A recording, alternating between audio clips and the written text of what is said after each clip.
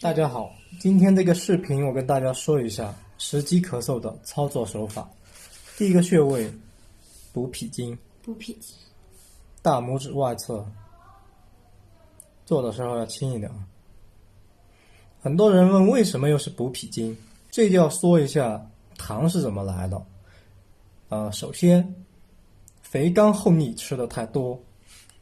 第二，脾虚生痰湿，有一句话叫脾为生痰之源，肺是储痰之器，所以呢，跟脾的关系极为密切。好，接下来小横纹，长小横纹在哪呢？在这儿。我们一般就是按揉，只要是咳嗽都可以做长小横纹。今天这套手法的治疗思路主要是通过内化把痰给排掉，因为脾主运化水湿，还得靠健脾化痰。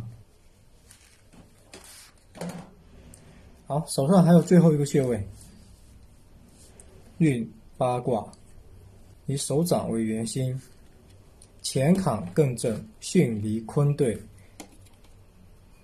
这个穴位宽胸理气，消湿化积的效果非常好，还能够把气机给它往上升。好，接下来腹部的操作手法，点按一下玄机穴，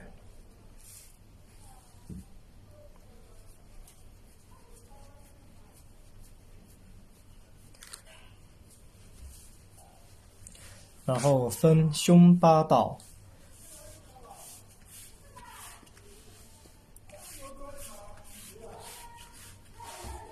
从剑突推到脐，肚脐。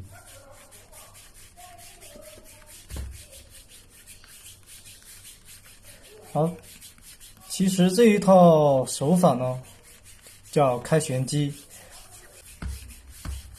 咳嗽主要是气机问题，这套腹式手法操作下来，就能把任脉给打开，最主要是能够宣通气机，还有消食化痰的作用。好，接下来摩腹，把手放下来。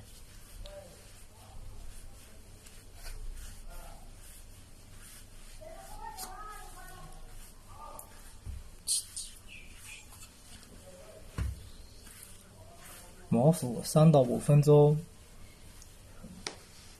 好，最后呢，从脐直推下腹。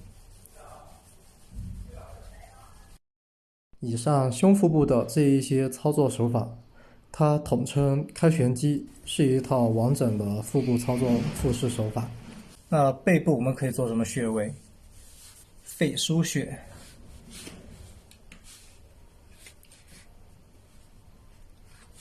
点揉一下肺腧穴，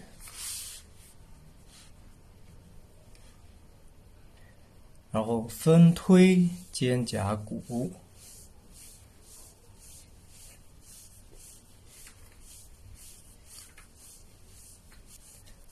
这一套手法操作下来，一般连续2天或3天，基本会得到很好的改善。好，今天这个视频就到这儿。下期再见。